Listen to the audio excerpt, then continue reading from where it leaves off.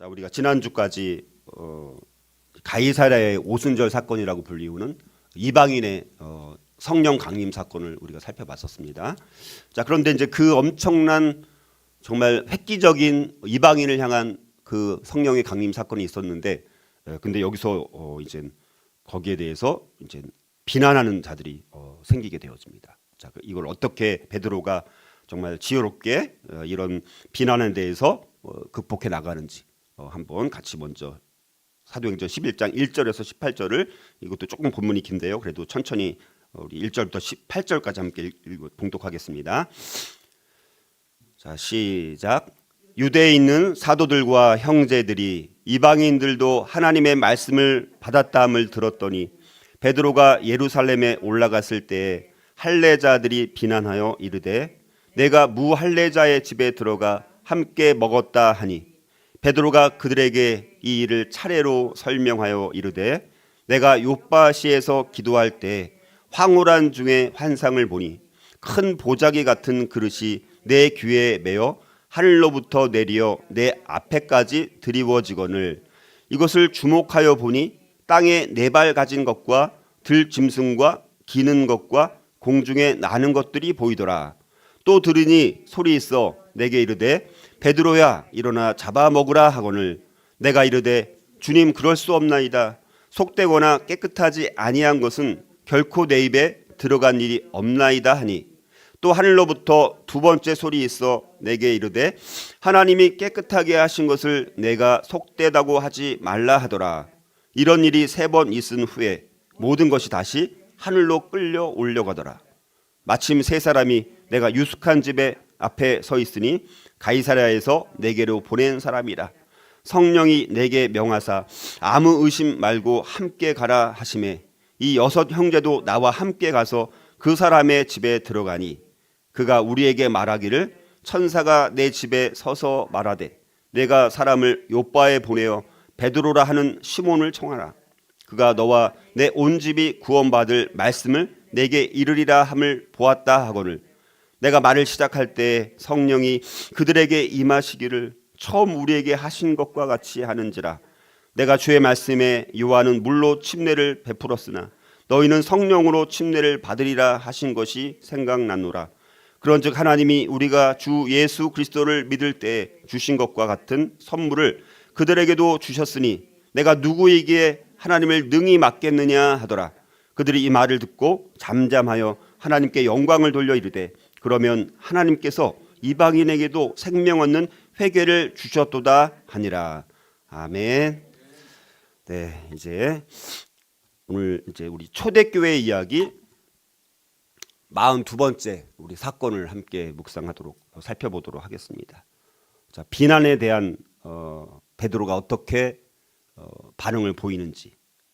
그래서 이 베드로가 예루살렘 교회에 이제 가이사랴에서 있었던 고넬료의 집에 있었던 제2의 오순절 사건에 대한 것을 이제 보고하는 과정 속에서 이제 처음에는 비난으로 시작했던 이 사건이 이제 나중에는 하나님께 이제 영광이 되어지는 해피엔딩으로 끝나게 되어지는 아주 중요한 사건입니다. 그래서 이걸 계기로 이제 그 다음에 이제 안디옥 교회에 대한 이야기가 나오면서 그 다음에 이제 야고보 또 순교도 나오지만 이제는 그 다음에 이제 선교 이제 바울 사도를 중심으로 하는 이제 선교의 이야기가 이제 나중에 나오게 되었습니다. 그래서 이거는 너무너무 이방 선교를 향한 정말 하나님께서 여러 가지 역경과 방해와 장애와 장벽을 오히려 이제 이방 선교를 향한 전환점이 되는 아주 특별한 사건으로 하나님께서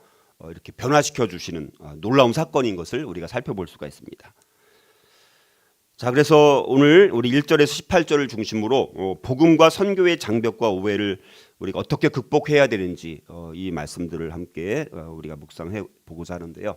자, 그래서 사실 교회 성도들 때문에 오히려 교회 성도들 때문에 교회에 나가지 않는 일들이 종종 발생합니다. 그렇죠? 오히려 제대로 신앙 그리스도인으로서 본을 못 보이는 사람들 때문에 아니면 말씀대로 오히려 너무 이제 철저하게 살아가는 이런 모습들 때문에 장애가 되는 경우가 있습니다.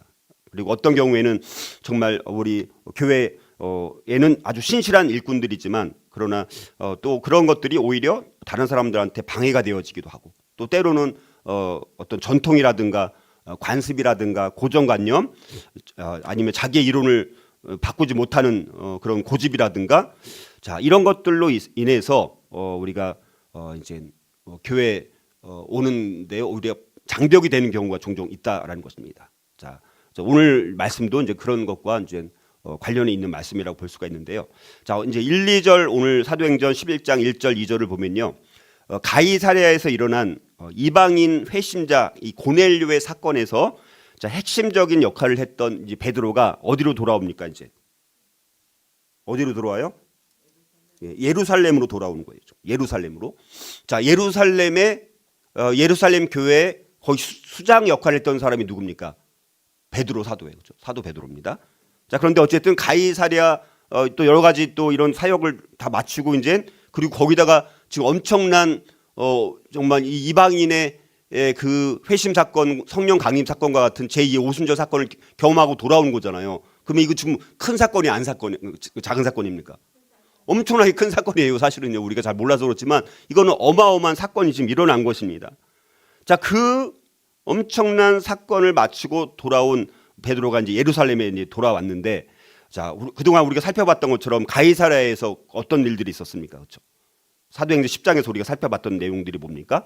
이방 선교를 위한 가교적 역할을 한 이 고넬료의 회심, 그렇죠? 그리고 그 가정에 이제 성령이 강림한 사건이 10장에 우리가 그동안 몇 번에 걸쳐서 살펴봤었습니다. 그렇죠? 고넬료의 집에 있었던 이 고넬료의 가족들, 친척들, 또 친구들 다 성령의 축복을 받는 놀라운 사건이 우리가 있었던 것을 살펴봤었습니다. 그래서 그거를 우리가 무슨 사건이라고 부른다고요? 가이사랴의 오순절 사건. 마가의 다락방 오순절 사건은 거기는 유대인들이 이제 성령 강림을 경험한 사건입니다. 근데 고넬료의 집과 가정에서 친척들 많은 사람들이 거기서 역사에 있어서 이 고넬료 이 사건은 하나의 전환점이 되는 아주 중요한 사건입니다. 그래서 이 교회 교제권 속으로 이제 이방인들이 들어온 아주 중요한 사건인 거예요. 이제 교회 공동체 안에 주로 유대인들 중심으로 그러니까 생각보다 지금 이 사건이 AD 한 37년경쯤에 일어난 사건인 거예요. 지금 이런 일들이. 그러니까 몇 년이 예수님 승천하고 몇 년이 한참 지났는데도 불구하고 대부분은 유대인 중심으로 복음이 전해진 거예요. 우리가 알고 있었던 것보다 처음부터 막 이방인들이 막 대거 몰려오는 이런 사건이 아닙니다. 그래서 아주 교회 공동체 안에 이방인들도 이제 들어올 수 있는 굉장히 혁명적인 사건인 거예요, 사실은. 근데 이런 소식이 유대 교회에게도 이제 들려오게 되어진 거예요. 이런 소문이 이제 베드로가 이제 오기 전에 이미 그런 놀라운 사건이 있었던 것을 소문을 통해서 이제 유대 지금 예루살렘에 있었던 사도들, 그 대단한 사도들도 그 안에 지금 있지 않습니까? 사도들도 형제들도 그 소문을 이제 듣게 된 것입니다. 자 그러자 이제 이 고넬료의 집에서 일어난 이 사건에 대한 소문을 들었던 이 예루살렘의 사도들 형제들이 그 엄청난 위대한 일을 마치고 돌아온 베드로를 향해서 환영하고 참 놀라운 일이 있었네 막 이렇게 맞아줘야 되잖아요. 우리가 상식적으로 생각하면. 근데 그게 아니라 오히려 어떻게 됩니까? 정면으로 비난하고 있다라는 것입니다. 그리고 여기서 비난 여기 뭐라고 나옵니까? 2절에 베드로가 예루살렘에 올라갔을 때 할례자들이 비난하여 지금 예루살렘에 온 거예요. 베드로가. 자 그랬더니 할례자들이 비난했다라고 말씀합니다. 여기 비난했다라는 것은 단순히 뭐 질책하고 뭐 이의를 제기한 것을 넘어서 적대감을 가지고 어떻게 그럴 수 있느냐 정죄하려고 하는 의도를 가지고 비난하고 논쟁하고 있다라는 것입니다. 자 그런데 우리가 놀랍게도 전화위복이라는 말이 있는 것처럼 사도행전 우리가 살펴보는 이 11장은 이 고넬료 가정의 성령 강림 사건과 그것에 따른 이 비난으로 인해서 오히려 이것이 계기가 되어가지고 전화위복이 되어서 이방인에 대한 선교가 이제 예루살렘 교회에서 공식적으로 인정되는 아주 중요한 그런 전환점이 될 뿐만 아니라 더 나아가서 이방 선교의 센터 역할을 하게 될 안디옥 교회가 앞으로 이 사건 이후에 곧 세워지게 됩니다. 그러면서 이제 본격적으로 이방 선교의 시대가 이제 열리게 되어지는. 근데 만약에 이 사도행전 11장에 이방인들을 향한 이런 담이 허물어지지 않았으면 우리 이제 그다음에 13장 그 이후에 나오는 이제 이방 선교의 이런 여러 가지 사도 바울을 중심으로 안디옥 교회를 이제 중심으로 선교가 일어났던 것들은 아마 불가능했을 것 같아요. 이제는 아직은 이방인에 대해서는 아직 때가 아니다 이렇게 강력한 반대가 있어가지고 베드로가 이거를 풀지 못하고 아니면 뭐 싸우거나 아니면 이렇게 뭐 이런 여러 가지 이런 요인이 있었으면 어쩌면 교회 역사는 또 바뀌었을지도 몰라요. 근데 이게 오히려 전화위복이 됐다라는 것입니다. 자, 그래서 이 베드로가 고넬료의 가정을 방문한 사건, 이 사건에서 베드로가 고넬료의 가정의 사람들을 침례하는 정말 혁명적인 조치를 취했을 때, 자, 기독교로 개정한 유대인들, 다시 말해서 할례자들, 자, 기독교로 개종을 했어요. 예수님을 영접을 했습니다. 근데 여전히 할례 받은 유대인들에게만 이런 복음이 임한다라는 선민의식을 갖고 있는 개종한 유대인들이 여전히 많았다는 것입니다. 그런 할례자들에 의해서 문제가 제기되고 비판에 직면하는 정말 또 큰 장벽을 베드로가 이제 만나게 되어집니다. 자, 베드로는 예루살렘에 올라가서 이방인에 대한 자신의 전도 사역 중에 행한 이 무할례자의 집에 들어가서 이방인들과 함께 식탁 교제를 했다는 그 이유로 인해서 커다란 도전을 이제 직면하게 된다는 것입니다. 자, 이방인들을 할례 없이 교회의 구성원으로 받아들이는 것은 당시 예루살렘 교회 이런 사도들과 또 여러 형제들 여전히 이제 논란이 되는 그런 분분한 문제였다라는 것입니다. 자, 할례자들이 이 베드로를 비난한 이유는 3절에 나와 있습니다. 자, 왜 우리 할례자들의 전통과 관습을 깨고 무할례자들의 집에 가서 함께 먹었느냐?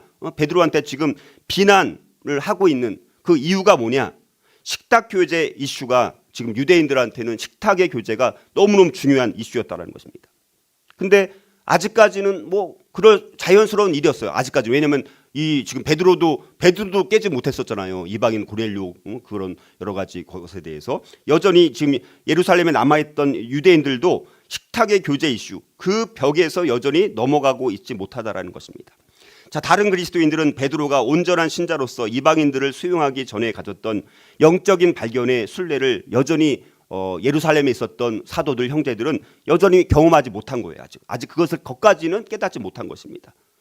자, 그러나 한편 때로 비판은 교회를 순종과 사역의 새로운 단계로 이끄는 창조적인 역할을 하기도 한다는 거죠. 그런 비판을 통해서 오히려 그 비판을 극복했더니 그런 장벽들이 없어질 뿐만 아니라 이방인 선교를 향한 새로운 길이 열려지는 엄청난 그런 일들이 일어나게 되어지는 것입니다. 자, 그래서 어찌됐든 자, 베드로는 예루살렘에 왔더니 그 비난에 직면했을 때 답답했을 것이죠. 그렇죠?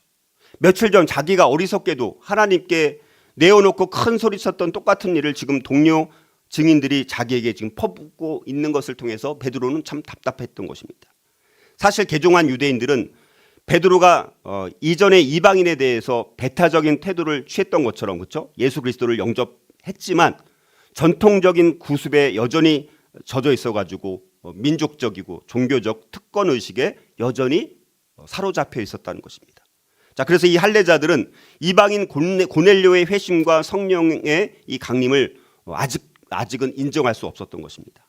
그리고 이방인의 집에서 교제한 베드로를 아직은 이해하지 못하고 있다는 것입니다. 그러니까 생각보다 시간이 몇 년이 지났는데도 이방인에 대한 장벽, 유대인과 이방인의 장벽은 정말 허물 수 없는 그런 담처럼 사실 느낄 만큼 아주 심각한 문제였다는 것입니다. 자, 그러나 이 고넬료가 복음을 받아들이고 성령 침례를 받은 사건은 할례받지 않은 이방인이 유대인의 회중에 가입하지 않고도 믿음으로 구원받을 수 있음을 보여준 정말 교회 역사에서 길이 남을 만한 기념비적인 사건이라고 할 수 있다는 것입니다. 자, 그런데 이렇게 은혜로운 사건이 일부 유대인 출신 성도들로부터 비난의 표적이 되고 있다는 것입니다. 너무너무 환영해야 되고, 야, 엄청난 이방인과 유대인의 담이 헐어졌네, 이걸 엄청나게 환영해야 되는데 오히려 비난의 표적이 되고 있다는 사실입니다. 다시 말해서 아직까지 오직 믿음으로만 구원 얻는다라는 복음의 진리를 확실히 이들이 깨닫지 못했기 때문에 베드로가 거룩한 백성으로서는 상상할 수 없는 이방인과 교제를 했다라는 비난을 가지고 이제 이 베드로를 공격하고 있다라는 것입니다. 자, 그러나 이 사람들도 곧 비난을 거둬들이고 예루살렘 교회는 하나님께서 이방인에게도 생명 얻는 회개를 주셨다라고 결론은 확정하게 되었습니다. 자, 어떻게 그렇게 될 수가 있었을까?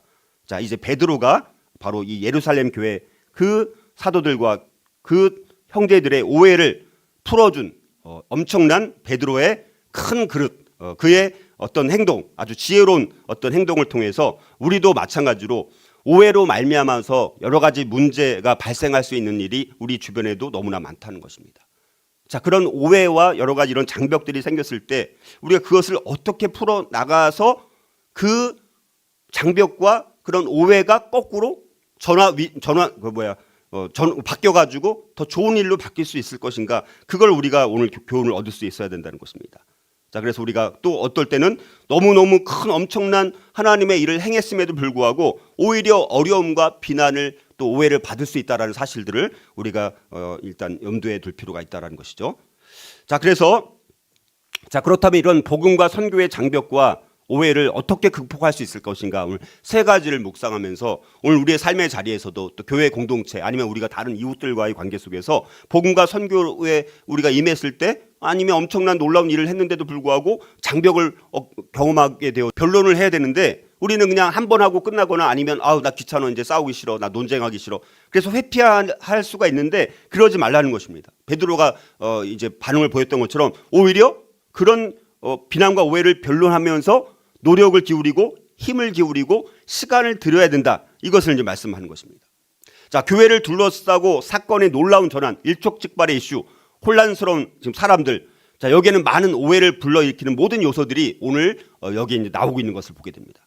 교회에 지금 아주 큰 균열이 생길 수 있는 상황입니다.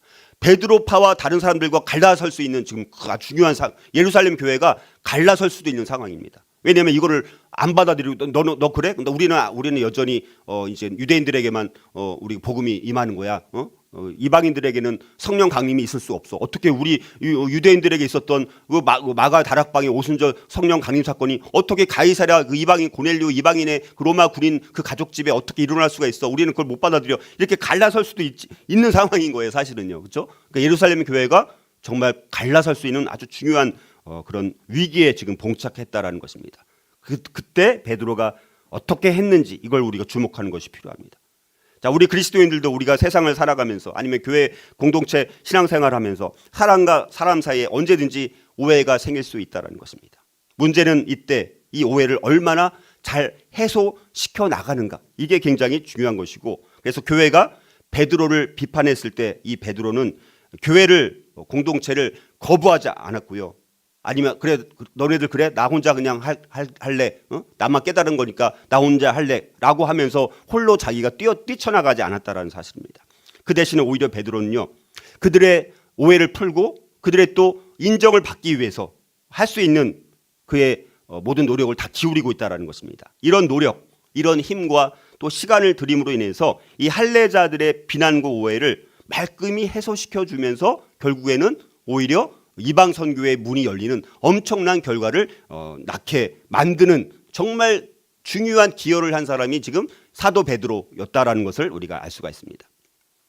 자, 그래서 우리가 어떻게 그러면 이 베드로가 노력과 힘과 시간을 들여서 이 오해를 풀었는지를 한번 살펴보면, 자, 베드로는 무할례자는 이방인을 말하는 거예요.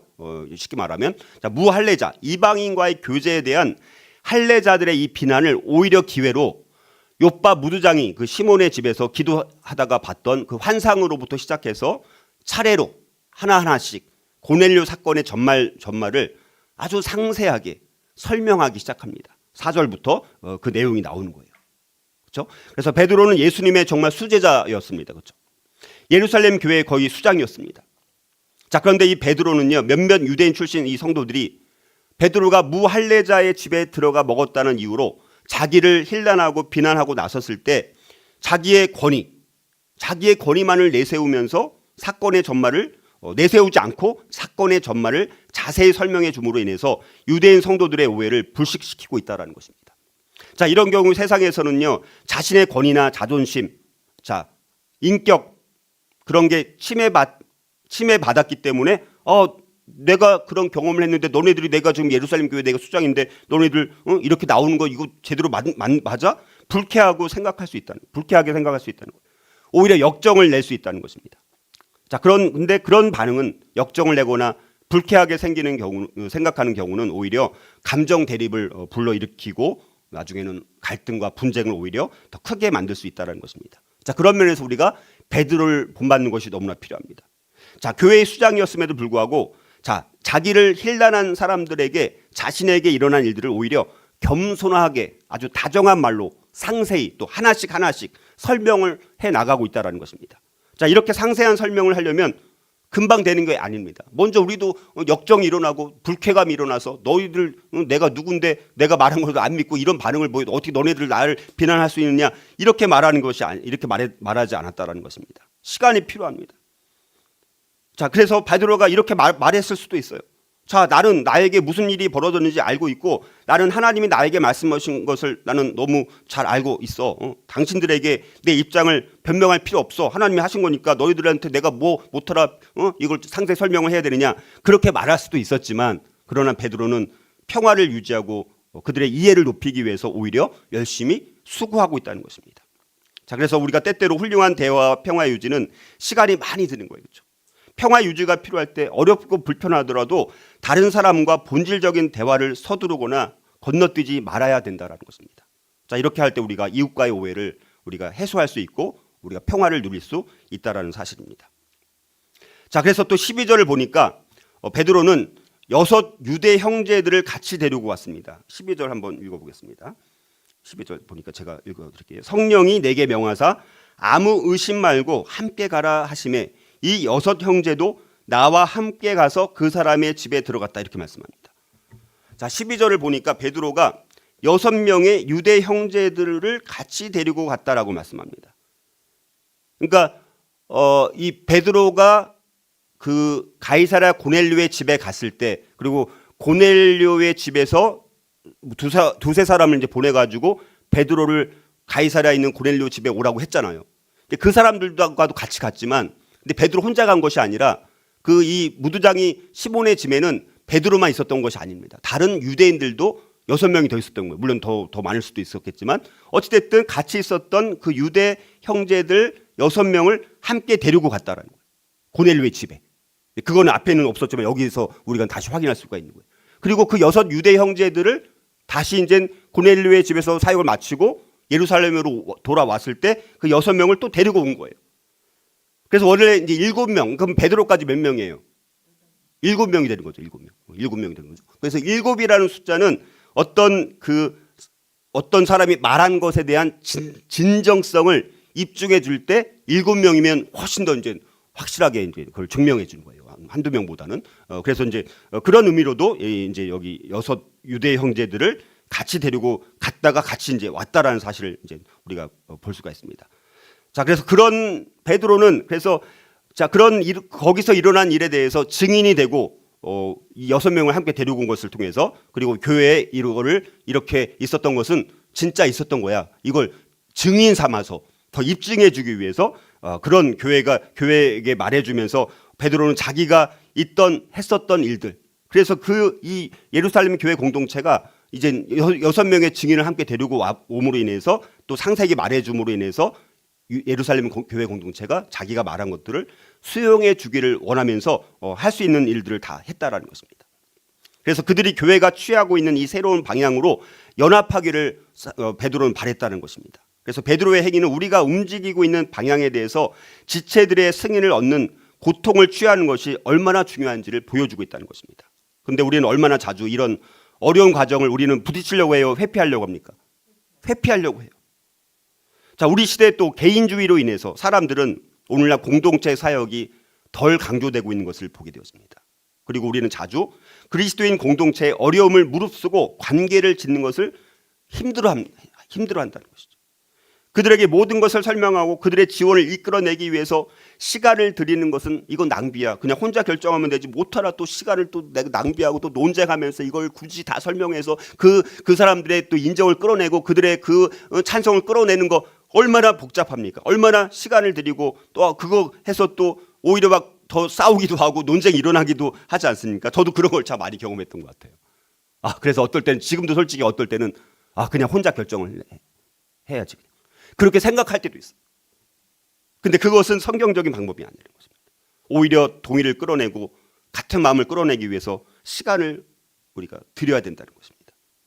아주 바쁘지만 바쁜 가운데 속에서도 우리가 너무 짧은 시간에 모든 성과를 내려고 하는 그런 속성이 있지만 오히려 성경적인 방법은 사람들과 그걸 오해나 그런 것들을 풀어서 같이 한 마음을 이끌어낼 수 있는, 그거는 근데 쉬운 건 아닙니다. 그러나 베드로는 바로 그런 시간과 노력을 아끼지 않고 있다는 사실입니다. 그것과는 우리 반대로 이렇게 이 세상의 이런 흐름과는 반대로 사도행전에서 우리는 일치에 이를 때까지 그 이슈와 씨름하는 교회의 모습을 우리가 보게 된다는 것이죠. 따라서 이 사도행전에서 교회 공동체적 지향은 우리 21세기의 교회에 너무나 큰 도전을 준다는 것입니다. 우리가 살고 있는 이 사회의 개인주의가 우리의 사고에 너무 많은 영향을 주어서 우리는 사도행전에서 보여주는 이 공동체적 하나됨의 원리를 너무 쉽게 버리고 있다는 것입니다. 사역의 또 개인주의적인 방식으로부터 더 빠른 긍정적인 결과를 얻을 가능성이 물론 그런 방식으로 할 때는 있기는 합니다. 그러나 그런 성공이 우리가 빨리 뭔가 성과를 내려고 하는 성공이 다른 사람들과 논의하지 않고 그냥 독단적으로 빨리 결정해서 이를 추진하는 그런 것이 어떨 때는 성공인 것처럼 보이지만 그런 하나님 보실 때 성공이라고는 절대 말할 수 없다라는 사실입니다. 사역을 행하는 하나님의 방식은 우리가 속하고 있는 나머지 지체들과 관계를 맺으면서 하기를 원하시는 방식이라는 것입니다. 그리고 우리는 하나님의 방식 속에서 일을 하는 것을 배워야 된다는 것이죠. 그것이 처음에는 비효율적으로 보일지라도 우리 그렇게 해야 된다는 것이죠. 베드로의 이 비난과 오해를 이 변론함에 있어서 노력과 힘과 시간을 들인 결과로 인해서 정말 이 베드로가 원했던 연합의 바람이 결국 이루어지게 되어지죠. 교회 멤버들이 이 말을 듣고 18절에 보니까 이 말을 듣고 잠잠하여 하나님께 영광을 돌렸다 이렇게 말씀합니다. 비난과 오해가 있었을 때 그걸 설명하면서 베드로가 시간을 투자하고 노력을 투자하고 힘을 들이고 또 6명의 증인까지 거기 고넬료의 집에 갔을 때도 그랬고 예루살렘에 올 때도 6명을 데리고 와서 이런 모든 것들을 할 수 있는, 그러니까 베드로가 할 수 있는 것은 제가 봤을 때 다 한 거예요. 이런 상황에서 우리가 이렇게 하는 것이 사실은 쉬운 것은 아닙니다. 그러나 베드로가 이런 것을 했을 때 결과적으로 그 모든 거기 함께 있었던 예루살렘 사도 교회 모든 지도자들도 그 말을 듣고 이제 자기들도 할 말이 있어 없어요? 할 말이 없는 거예요. 다 잠잠하면서 오히려 어떻게 됩니까? 베드로를 비난하기는커녕 하나님께 영광을 돌리고 있다라는 사실입니다. 두 번째로 이 복음과 선교의 장벽과 오해를 우리는 어떻게 극복할 수 있을까요? 두 번째는요, 성령의 가르침을 문제 해결의 기준으로 확신 있게 제시할 수 있어야 돼요. 그냥 자기 감정대로 얘기하는 것이 아닙니다. 분명히 이건 하나님께서 하셨다라는 것을 설명할 수 있어야 돼요. 그리고 그것도 확신 있게. 오늘 말씀을 보면 언뜻 보면 우리 앞장의 사도행전 10장에서 나온 내용을 또 지루하게 또 이렇게 말을 해. 성경 글씨도 많은데 또 똑같은 내용 앞에 알고 있는데 10장에 있는 내용을 알고 있는데 11장에서 베드로가 또 똑같이 그냥 또 말을 하네. 지루하다라고 생각할 수도 있습니다. 그러나 이런 사건 앞에서 있었던 10장에 있었던 사건을 다시 말하는 베드로는요, 분명한 의도가 있었습니다. 베드로가 다시 이런 이야기를 차례로 설명하는 것은 오직 한 가지 사실, 그게 뭡니까? 하나님이 하신 일이라는 거예요. 이거는 내가 그냥 지어낸 것도 아니고 지금 여기 6명 있지 않냐? 이거는 누가 했다라는 거예요? 하나님이 하신 일이라. 이거를 드러내고 싶었어요, 베드로. 그래서 베드로는 말끝마다 하나님이 하신 일이다, 성령님께서 하신 일이다 이렇게 말씀합니다. 12절 내용 자체가 나한테 짐승을 잡아먹으라 했는데 나는 먹을 수가 없다고 했어. 그랬더니 하나님께서 깨끗하게 하신 것을 너가 속되다고 말하지 말라 이렇게 말했다라는 거예요. 고넬료의 집에서 또 사람이 왔을 때도 성령이 가라 하더라. 성령께서 가라고 해서 내가 거기 고넬료 집에 간 거지 내가 내 생각대로 간 게 아니라는 거예요. 그런데 13절 내용을 보니까 그런데 내가 가서 들어보니까 고넬료한테도 천사가 나타나가지고 나 베드로를 청하라고 했다라고 그렇게 내가 들었다라는 거예요. 그래서 15절 내용을 또 보니까 내가 그래서 말을 막 시작할 때 고넬료의 집에 가갖고 우리에게 임했던 유대인들에게 임했던 그 성령님이 그들 가운데도 임하더라. 내가 한 게 아니라는 거예요. 베드로는 성령이 처음 우리에게 하셨던 것처럼, 유대인들에게 성령 강림이 오순절 사건 마가 다락방에서 있었던 것처럼 똑같은 현상이 그 고넬료의 집에 있는 그 이방인들에게도 똑같이 임했다. 성령 강림이 그들에게도 똑같이 임했다. 그냥 나는 그러니까 있는 그대로 성령께서 하셨다, 하나님께서 하셨다, 이걸 말씀하는 거예요. 그랬더니 16절 내용이 그때 성령께서 침례를 받으리라 하던 주님의 말씀이 생각나더라. 내가 만들어낸 게 아니라 그렇게 생각났다라는 거예요. 그래서 이 16절에서 베드로는 성령으로의 침례에 관한 예수님의 약속을 상기시켜주면서 이 약속이 오순절에 유대인들 가운데 성취되었던 것처럼 이제는 뭡니까? 누구한테? 이방인들 가운데도 성취되었다라는 거예요. 자, 그래서 이게 무슨 사건? 이방인의 오순절이라고 우리가 부르는 거예요. 그래서. 그리고 17절 내용이 뭡니까? 하나님이 우리가 주 예수를 믿을 때 주신 것과 같은 선물을 저희 이방인들 고넬료의 집 모든 사람들에게도 주시더라. 하나님의 역사에 관한 많은 증거들로 인해 베드로는 이전에 욥바에서 정결하지 않은 고기를 먹으라는 말을 들었을 때 행했던 것처럼 저항할 수 없었다는 거예요.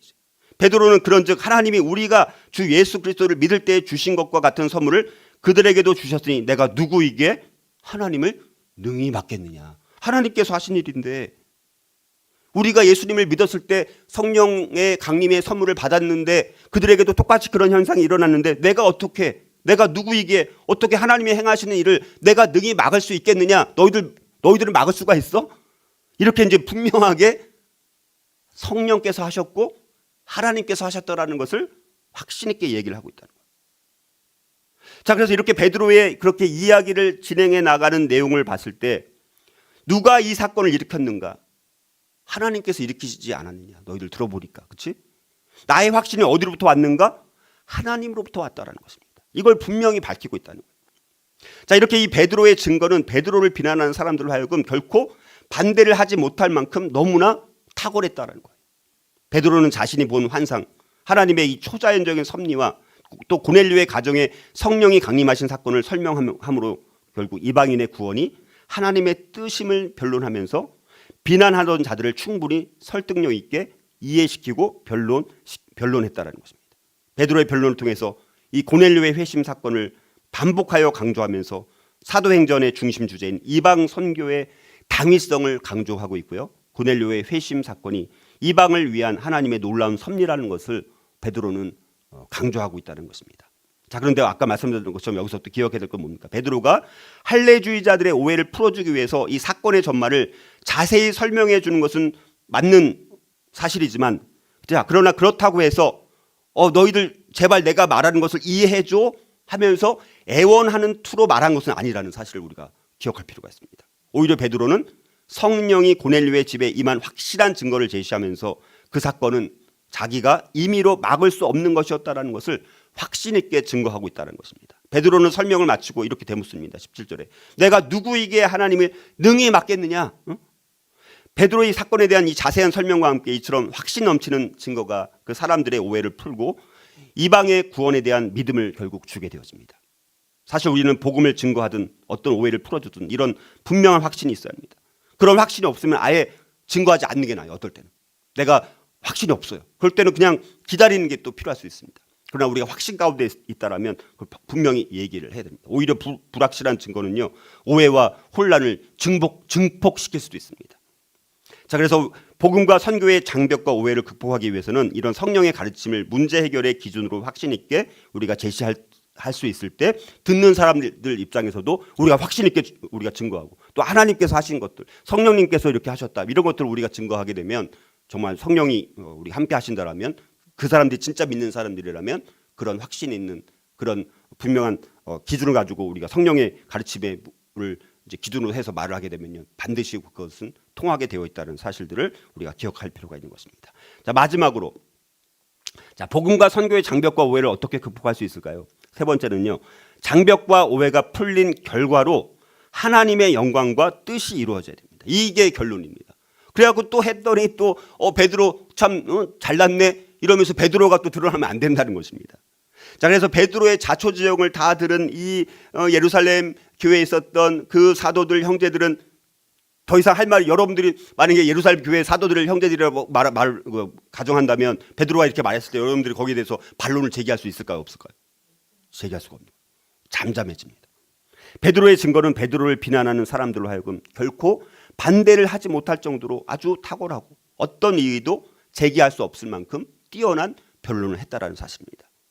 결과적으로 교회와 베드로를 비난했던 이 사람들까지도 모두 이제 하나님께 영광과 찬양을 돌리게 되었습니다. 이 깨달음이 결국 그들에게도 들어보니까 막 비난하고 공격적으로 나섰던 이 사람들도 베드로가 말한 걸 들어보니까 이거 은혜가 되네.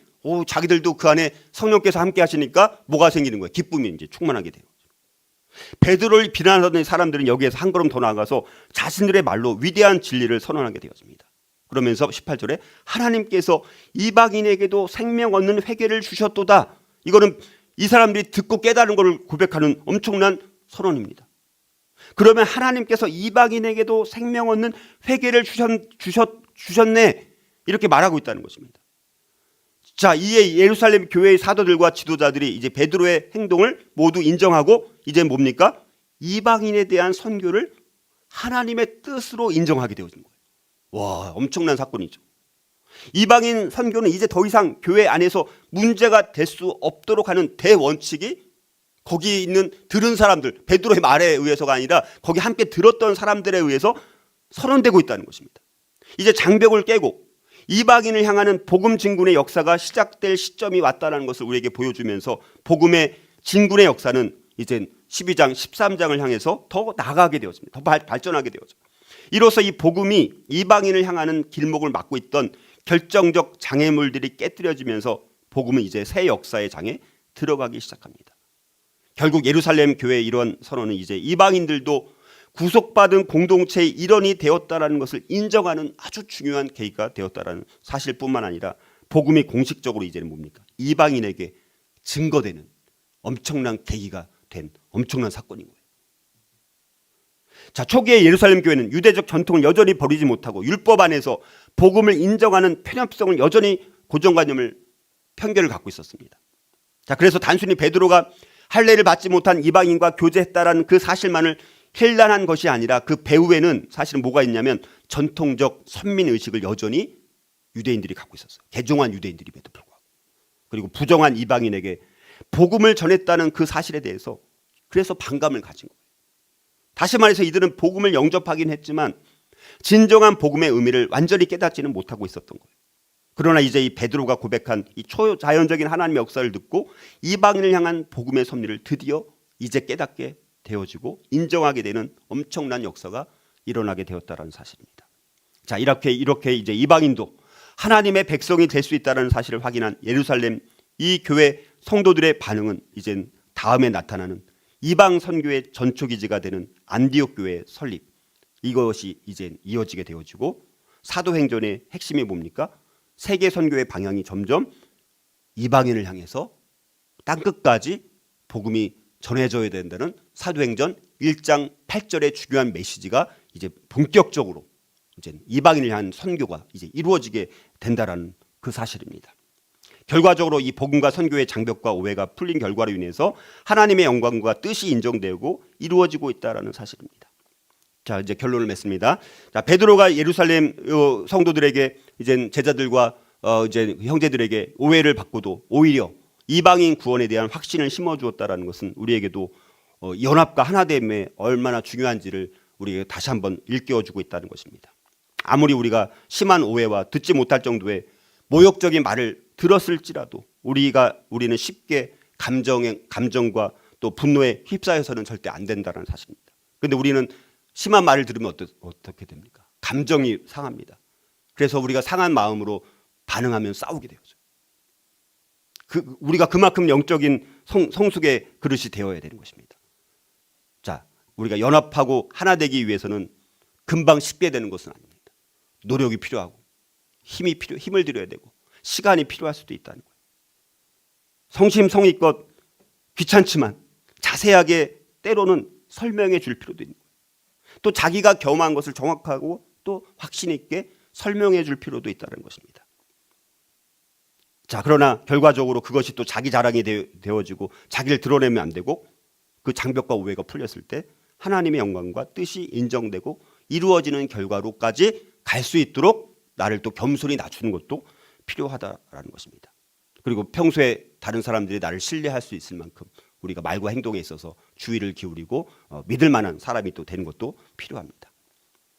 그리고 우리가 예수님의 그 복음은 영원히 철저하게 지켜져야 되고 보존되어야 되지만, 그러나 교회의 잘못된 전통이나 잘못된 형식들이 여전히 있을 수가 있습니다. 이런 것들은 우리 종교개혁가들이 말했던 게 뭡니까? 개혁된 교회는 종교개혁으로 끝나는 것이 아니라 더 항상 개혁되어야 한다라는 말이 있는 것처럼, 우리도 여전히 우리가 성경적인 것이 아니다라는 것이 공동체 안에서 깨닫게 되어지거나 발견되면 우리는 끊임없이 우리 자기를 돌아보고 또 개혁을 계속해서 시도할 때 그 교회는 더 하나님 앞에 건강하게 쓰임받는다는 사실들을 기억하면서 오늘 이 말씀, 이 세 가지 아주 중요한 이 대원칙들을 우리가 기억하면서 우리 교회 공동체도 우리 안에 어떤 장벽이나 이런 혹은 그 오해가 있을 때마다 이 세 가지 원리를 가지고 극복을 함으로 인해서 우리 교회 공동체 모든 지체들이 오히려 하나님께 영광을 돌리고 또 그것을 통해서 오히려 사역의 지평이 더 넓어질 수 있는 그런 축복의 2026년도 우리 남은 우리 시간들이 될 수 있기를 주님의 이름으로 축복합니다.